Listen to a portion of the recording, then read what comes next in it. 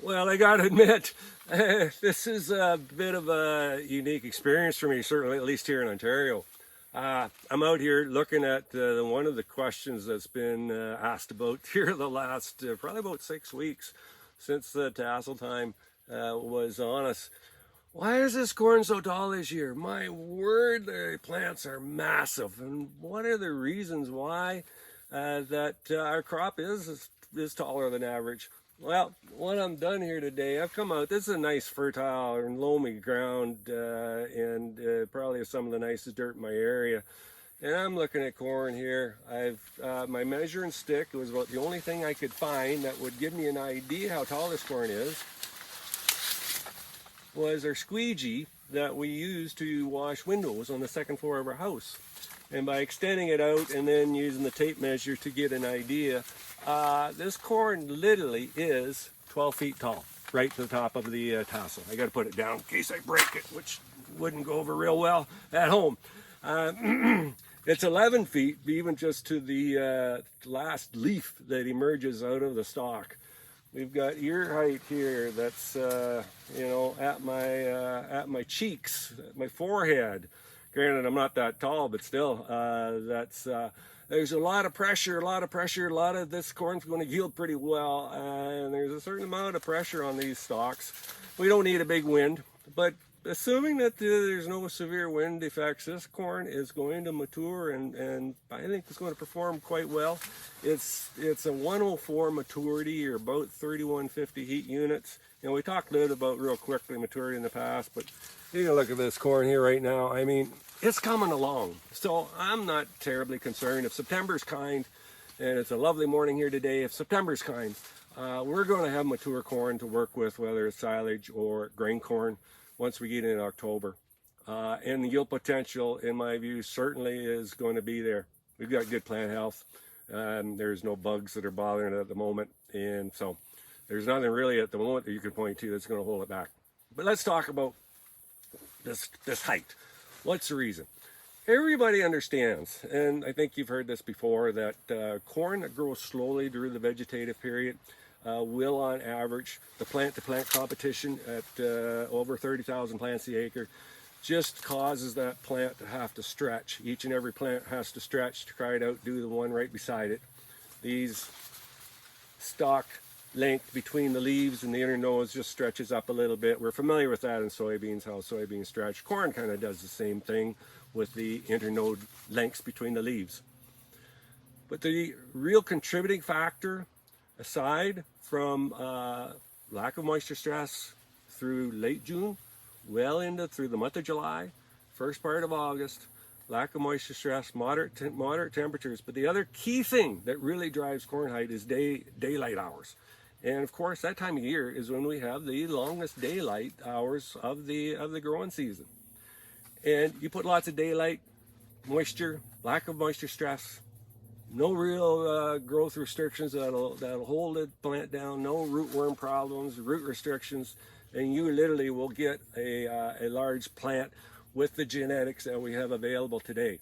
And as a real quick aside for you dairy guys that produce corn silage in Idaho, I know Pioneer sales reps in Idaho that grow corn silage for the large dairies out there, and they're at an elevation. They're much higher elevation than what we are here. And they have the same maturity of hybrids that we grow here. They routinely grow 102, 103, 104, 105 day group maturity ratings. But they get silage yields 35, 40 tons to the acre because they can grow this big, massive plant. And the reason they grow that big plant is they're at elevation. They irrigate, so there's no moisture stress. No real bugs out there of any great degree. It's too dry for diseases to develop in a big way. And at that elevation, all those longer days just promote corn to grow taller, simply taller. And they get massive plants in that environment. And that's where this idea of dialing in your chop height for corn silage, dialing in a chop height to get the digestibility, get the fiber digestibility and the starch contents that you're looking for optimum dairy production. Because the bottom of that stalk, and out there they'll leave 2-3 feet of stalk that just in the field, they won't bother cutting it. simply because that bottom part of that stalk has no real feed value in it. When you get plants of this stature, the bottom is literally like trying to feed an oak branch, and there's nothing in it digestible fiber wise, and it just ends up going out the back of the cow and making more manure. And that's also what you will get this year. In once you start cutting sorting corn silage, you'll find fiber digestibility this year is just not quite as good as it maybe has been in the past. There's going to be lots of grain on these plants. Grain yield, I don't think, is going to be a problem. But fiber digestibility just be a little bit lower than what you're used to. It's not a big deal. Nutritionists are smart people. They help you sort all that out as dairy producers. The other thing, though, about tall plants like this, and it's breeding. There's effective breeders. Breeders are always working to overcome the challenges of the particular environments and seasons that they're growing. They're breeding corn for. If you go back to the 70s and 80s when I was first starting out, we never had corn that was anywhere near this tall in Ontario. Yeah, granted, we didn't grow 250 bushel corn, but there were years we'd grow 150, 160 bushel, pretty respectable corn. But it would never be really much taller than, you know, if you could reach 7, 8 feet high. In a lot of years, that was kind of where it was. Your place be down here, kind of at your belt line. One of the things they were having to overcome back then was the presence of an insect. It's called European corn borer. Those of you that are under 40 years of age probably have never seen it in a field, unless you grow some sweet corn, but you've really never seen European corn borer in a field. That's because with the advent of BT technology that came in the late 90s, that essentially eliminated corn borer as a threat. But if you go back prior to that period, European corn borer could cause all sorts of trouble with standability in fields. It was past that from year to year could be quite devastating from a standability and yield point of view. Those of you that never had the opportunity to see this pest, that's the larvae of the European corn borer that's digging inside the stalk of a corn plant. It would tear that stalk apart and interfere with the flow of nutrients and photosynthates up and down the plant, and really cause all kinds of troubles with standability, as I mentioned.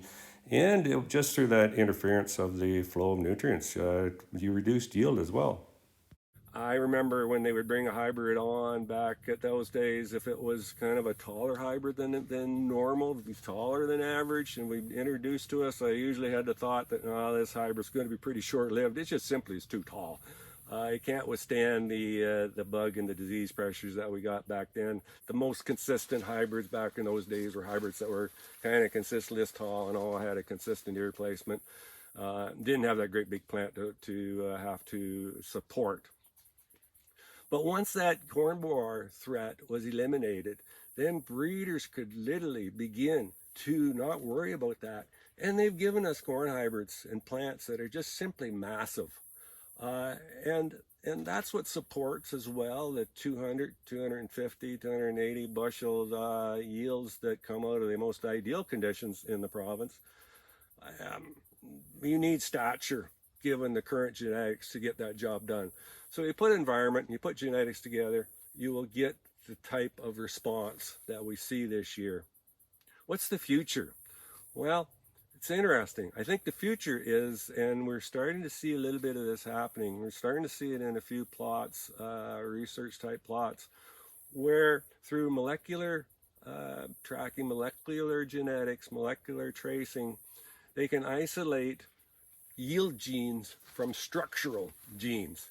And in fact, what they're doing is introducing hybrids that literally are shorter and still will maintain tremendous yield potential, but you won't have all this trash to deal with when you're in grain corn production. You won't have all this massive amount of leaf and stalk to deal with and chew down so that you can grow that subsequent crop, whatever it might happen to be, whether it's soybeans or alfalfa or what have you. You're going to actually, I believe if it works, you're going to see a bit of a reduction in height to take out some of the risk that you have with winds and severe storms when you get 200 bushel hanging on a plant that's 6 feet in the air.